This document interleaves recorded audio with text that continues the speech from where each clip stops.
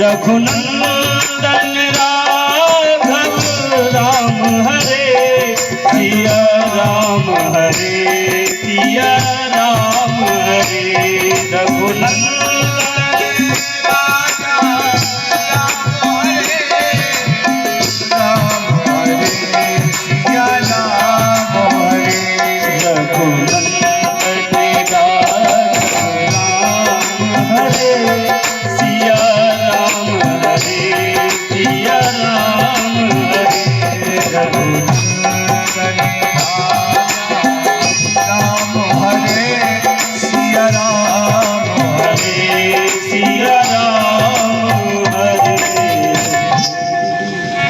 बोलो राजा रामचंद्र भगवान की जय। नारद जी कहते हैं गृहस्थों के मन में बड़ा कपट है, पति पत्नी के मन में ही कपट है। पति पत्नी को अपनी बात नहीं बताना चाहता है और पत्नी पति को नहीं बताना चाहती। इसलिए मैंने मैया इस दुनिया में जाना बंद कर रखा है। अब तो मैं केवल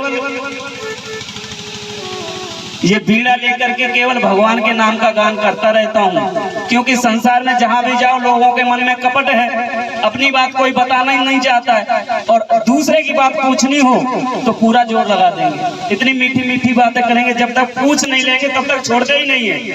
इसलिए मैंने जाना आना बंद कर रखा है। तो माता पार्वती कहती है गुरुदेव संसार में कहीं पर भी कपट हो, लेकिन हमारे इस कैलाश पर्वत में अभी कोई कपट नहीं है। हमारे जो पतिदेव हैं, हमारे जो स्वामी जी हैं, भोले बाबा हैं, वो तो इतने भोले हैं कि कभी कपट करना जानते ही नहीं हैं।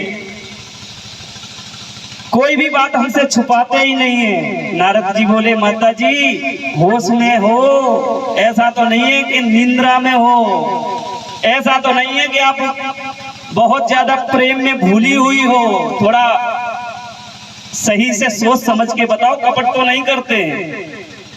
बोले नारद जी और तो कहां तक कहें, हमारे घर में तो भोले बाबा अगर दर्शन भी करते हैं समाधि में ठाकुर जी का तो हमको सब बताते हैं। भोले बाबा ने तो अपने गुरु का मंत्र भी हमको बता रखा है। तो नारद जी ने कहा मैया बुरा ना माने तो एक बात तो से पूछूं, जो भोले बाबा के गले में मुंडन की माला पड़ी है वो कौन की है? एक आध मुंडन को नाम बता सकेगा? बस नारद जी ने एक चिंगारी लगाई और मैया पार्वती को तो पूरा दिमाग ही घूम गया। मैया पार्वती सोचने लगी कि आज दिन तक भोले बाबा ने हमें ये बात तो नहीं बताई कि जो ये गले में मुंड की माला धारण कर रखी है ये किसकी है। अब नारद जी ने इतनी बात कही और नारद जी बोले मैया अब मेरी तो संध्या को टाइम है गया, मैं तो अब आश्रम में जाकर के संध्या वंदन करूंगा, अब मैं तो चलता हूँ। नारद जी तो चले आए कैलाश पर्वत से, रास्ता में भोले बाबा भी मिल गए नादिया पे सवार होके जाते हुए। तो नारद जी कहते हैं बाबा घर जल्दी पधारना, मैया बुला रही है। माता जी पूछ रही थी कि घर में भोले बाबा कहाँ हैं, जल्दी भेजना, तो जल्दी पधारना। भोले बाबा समझ गए नारद तू जहाँ आयो होगो, मैया जरूर पूछ रही होगी, कुछ लीला करके आए हो। तो इस प्रकार से नारद जी तो चले गए और भोले बाबा जब आश्रम में पहुंचे तो मैया जाके गोप भवन में पहुंच गई। भोले बाबा हमारे इतने अच्छे हैं कि कैलाश पर्वत जैसी सुनसान जगह पर भी कोप भवन बनवा रखा था, क्योंकि कभी कभी मैया को थोड़ा गुस्सा आ जाए तो कोप भवन में जाकर के राधे राधे। तो मैया कोप भवन में है, भोले बाबा ने जाकर के मनाया, बहुत सुंदर मनोहर की। मैया जब नहीं मानी तो पूछा क्यों नाराज हो, तो बताया कि जो तुम्हारे गले में माला है किसकी है। भोले बाबा ने कहा इतनी छोटी सी बात, अरे देवी तुमने कभी पूछा नहीं तो हमने बताया नहीं। अब जैसे पतिदेव कहीं से कोई सुंदर सी चैन धारण करके आ जाए और पत्नी ना पूछे तो क्या बताना है। तो ऐसे ही भोले बाबा ने कहा कि आपने पूछा नहीं तो हमने बताया नहीं, आज आपने पूछा है तो बताते हैं। भोले बाबा ने कहा देवी तुमको यदि मैं प्रेम करता हूँ और उसका सबूत है तो केवल ये मुंडमाला है, इसमें किसी और के मुंड नहीं है, तुम्हारे ही मुंड है। तो माता पार्वती बोली तुम तो डबल कपटी निकले, हमारे मुंडमाला है, हमारा इतने बार जन्म हो चुका और आप तैसे के तैसे ही हैं।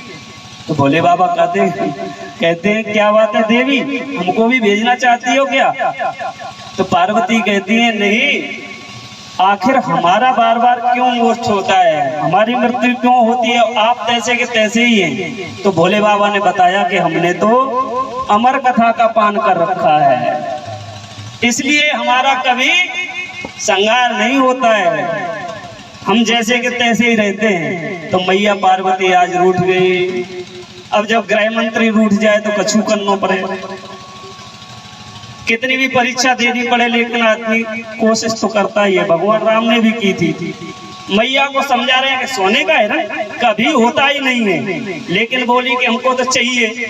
तो बोले ठीक है जाते हैं। भोले बाबा ने भी समझाने की कोशिश की, मैया नहीं मानी और भोले बाबा ने अमर कथा सुनाना शुरू कर दिया।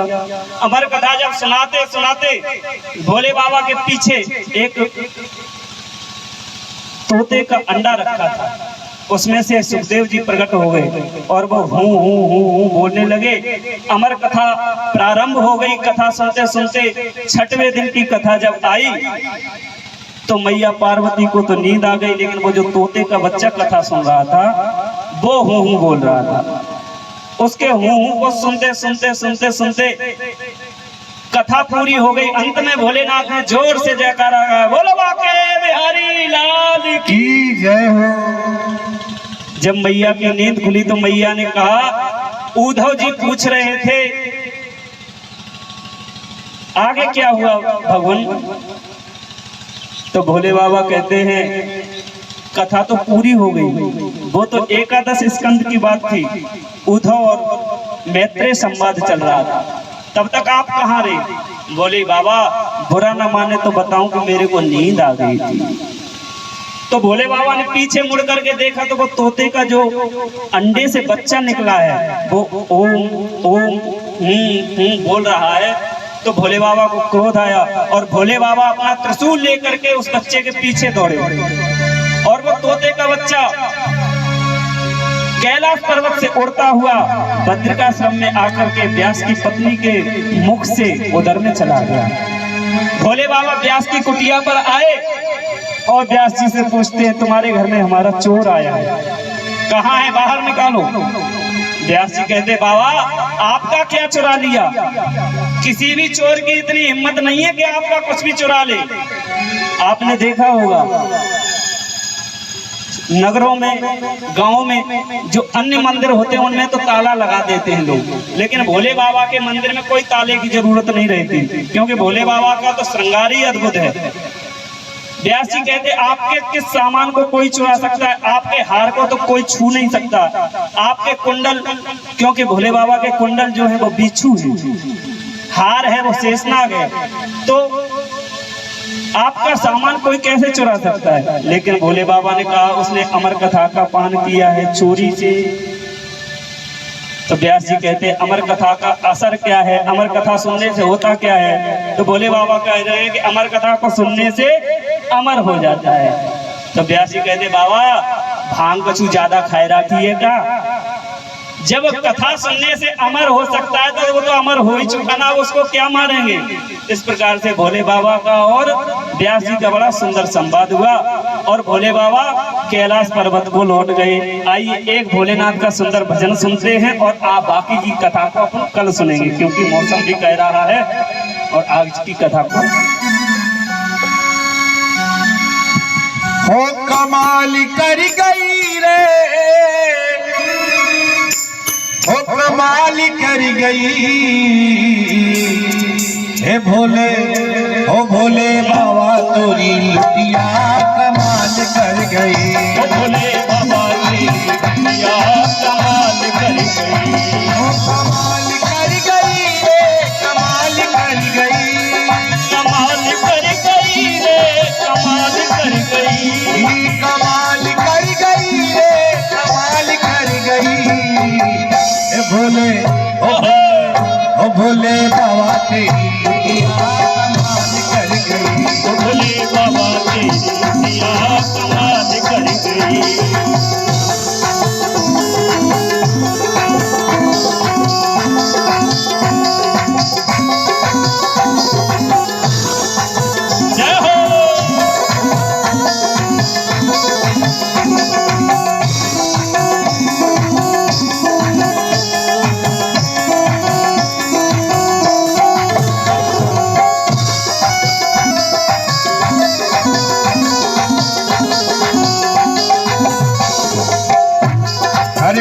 घोट भंगिया तू हमका पिलाई दे, घोट घोट भंगिया तू हमका पिलाई दे, घोट घोट भंगिया तू हमका पिलाई दे, घोट घोट भंगिया तू हमका पिलाई दे, घोट घोट भंगिया तू हमका पिलाई दे, घोट घोट भंगिया तू हमका पिलाई दे। ओ निहाल कर गई रे, ओ निहाल कर गई रे, निहाल कर गई।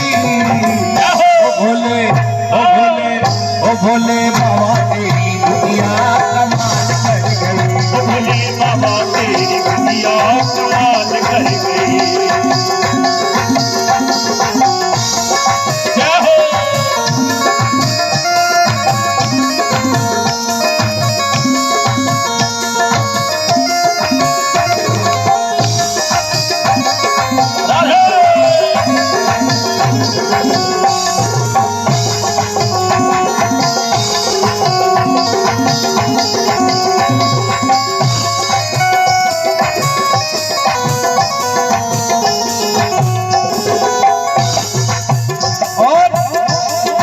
रोज रोज भंगिया न घोटी जा, रोज रोज भंगिया ना घोटी जा, रोज रोज भंगिया न घोटी जा, रोज रोज भंगिया ना घोटी जा, रोज रोज भंगिया न घोटी जा, रोज रोज भंगिया ना घोटी जा। तो कमाल कर गई रे, ओ कमाल कर गई रे, कमाल कर गई।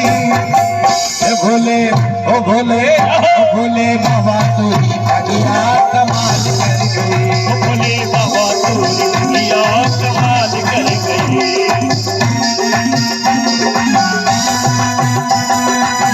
श्री राधे।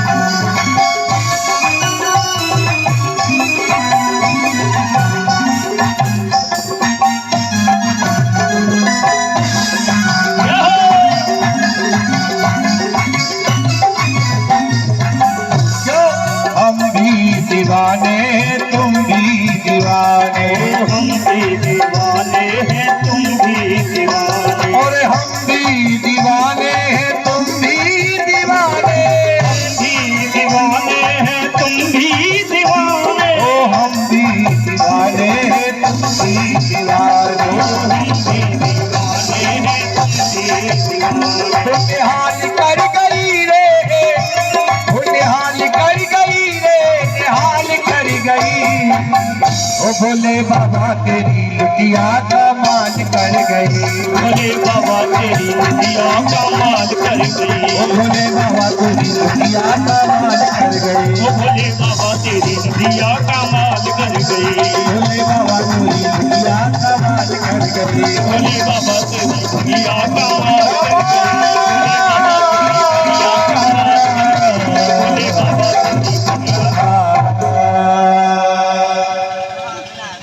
बोलो भोलेनाथ की।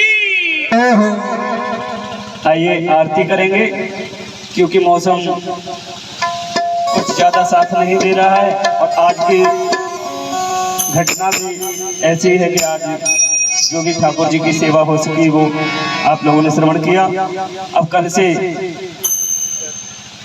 जैसा भी है आपको सूचित किया जाएगा।